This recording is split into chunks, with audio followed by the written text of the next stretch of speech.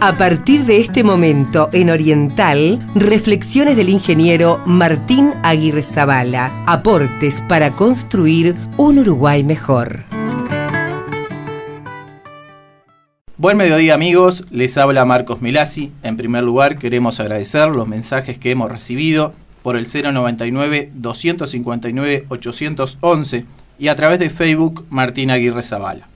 En las distintas actividades de la semana queremos destacar algunas de estas. Por ejemplo, el viernes pasado en Fraiventos, la agrupación Senda recibió al doctor Julio María Sanguinetti para la presentación del libro La Reconquista y el rol del Partido Colorado en el retorno a la democracia que hemos tenido. Otra actividad que queremos destacar es que el sábado pasado en Villa Rodríguez, departamento de San José, los productores de la zona le realizaron un homenaje a Martín como reconocimiento a la creación del Fondo Lechero, lo cual permitió la reactivación del sector en un momento muy complicado. Además, ya tenemos actividades que queremos destacar para próximos días, como es la visita y la reunión con amigos en la ciudad de Minas. Y especialmente en el día de la fecha, hoy al ingeniero Martín Aguirre Zavala lo invisten como miembro de la Academia Nacional de Ingenieros, lo cual nos llena de orgullo este reconocimiento para este buen amigo. Martín, felicitaciones. ¿Y de qué vamos a hablar esta semana? Bueno, muchas gracias Marcos. La verdad que algunas de estas cosas están muy buenas.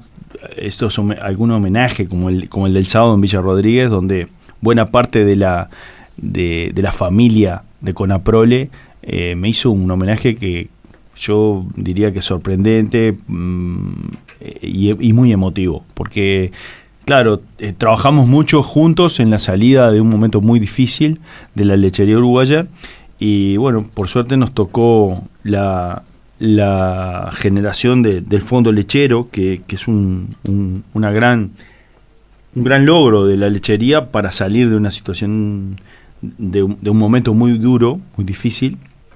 Y como yo decía, fue como la mano de Suárez, ¿no? Porque en realidad la lechería no salió por el Fondo Lechero, salió porque el Fondo Lechero salvó el penal, después el negro la tiró afuera y después se siguió trabajando para que las cosas anduvieran bien y quizás los goles que vinieron después fueron, por ejemplo, el Tratado de Libre Comercio con México. Es decir, una visión muy importante de cómo debería ser el futuro del Uruguay, de cómo se debería construir el futuro del Uruguay. Y creo que eso es un ejemplo precioso, porque aquel Fondo Lechero también lo votaron todos los partidos. Y es un ejemplo precioso de que los países no se construyen sobre la confrontación. Los países se construyen sobre una visión compartida. A partir de esa visión compartida se priorizan las acciones y se concentran los esfuerzos. Porque como todo no se puede hacer en ningún orden de la vida y tampoco en política, tanto lo que se hace como lo que no se hace se paga. Entonces hay que priorizar bien. Y además, en política, tanto lo que se hace como lo que no se hace por parte del gobierno, lo paga la gente, más pronto o más tarde. Entonces es imprescindible tener una visión compartida que permita armar la jugada de la salida de la defensa, armar el contraataque. Porque uno puede tener muchas situaciones complejas, difíciles que resolver, pero si tiene bien claro por dónde se sale, tarde o temprano la historia y la vida le da una salida. Y eso corre tanto para la vida personal de cada uno de nosotros como para las acciones políticas y como para la vida de las naciones y de los pueblos. Entonces, la semana pasada hablábamos del precio de hacer los sueños realidad, ¿no? Cómo la sociedad, igual que los hombres, igual que las personas, deben muchas veces sacrificar algunas cosas en el corto plazo en función del largo plazo. Y vaya, cierto, es importante, porque el Uruguay tiene que tener una visión de crecimiento en el mediano y el largo plazo. ¿Y cómo va a crecer el Uruguay en el mediano y en el largo plazo? ¿Cuál es la visión del futuro que nosotros tenemos y que debería, creo yo, compartirse con la sociedad? Una visión de un país que crece y que crece exportando. Es decir, Exportar quiere decir venderle el trabajo de los uruguayos a través de productos o de servicios al resto del mundo. ¿Por qué digo esto? Y porque es muy, muy importante tener presente y ser conscientes de que el mercado interno uruguayo es un mercado pequeño. Por lo tanto, es dificilísimo crecer en forma permanente y sostenida en el tiempo en base solo y exclusivamente a nuestro mercado interno. Entonces, a veces tenemos que saber sacrificar algunas cuestiones relacionadas con el mercado interno en aras de sostener la productividad y la competitividad en el exterior.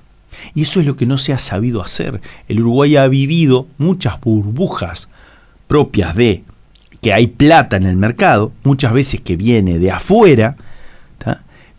Y sentimos que estamos todos fantásticos, que está todo bien, nos pagan mucho por la misma cosa que hacíamos antes y nos pagaban poco, y entonces nosotros estamos encantados.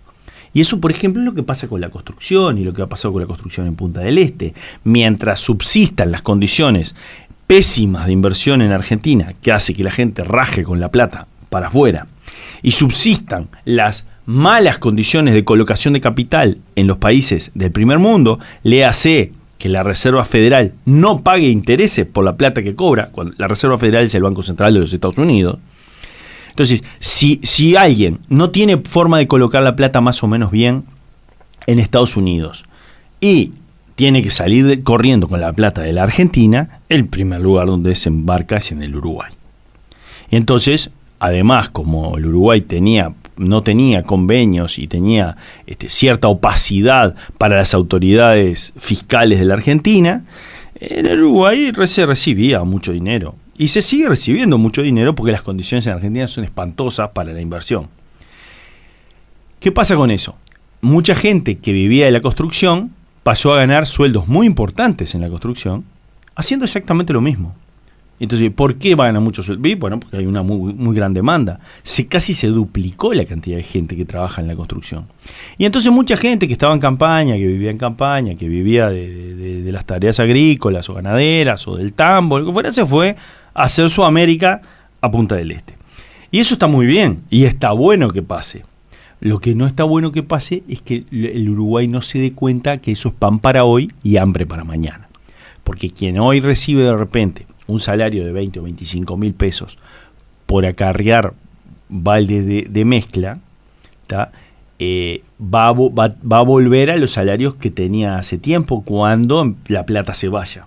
En cambio, el Uruguay tiene una gallina de los huevos de oro. La gallina de los huevos de oro es su sistema productivo y es su sistema exportador. Y ojo que eso no entro en esa dicotomía de decir, no, porque la construcción no es productiva. No, la construcción es harto productiva. Pero la construcción, y es muy bueno que la gente trabaje en la construcción y que mejore sus condiciones para trabajar en la construcción. Pero hay niveles de construcción que no se pueden sostener en el tiempo. ¿Tá? Y el Uruguay, la única manera que tiene de sostener los niveles de empleo en la construcción es un gran proyecto de infraestructura. Y estaría bueno que lo armáramos. Y estaría bueno que lo armáramos con fondos probablemente aplicados al sector público-privado y con fondos probablemente de los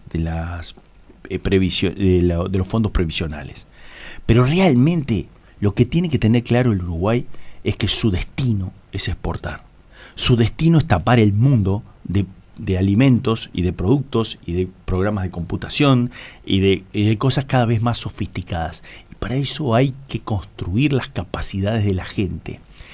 La gente que hoy tiene que trabajar en un tambo o en una cosechadora forestal o en una cosechadora agrícola no es lo mismo que hace 20 años.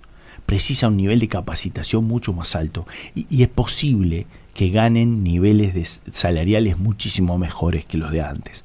Pero se precisa una política decidida de mejorar la competitividad de los sectores productivos y de mejorar la competitividad de los sectores exportadores.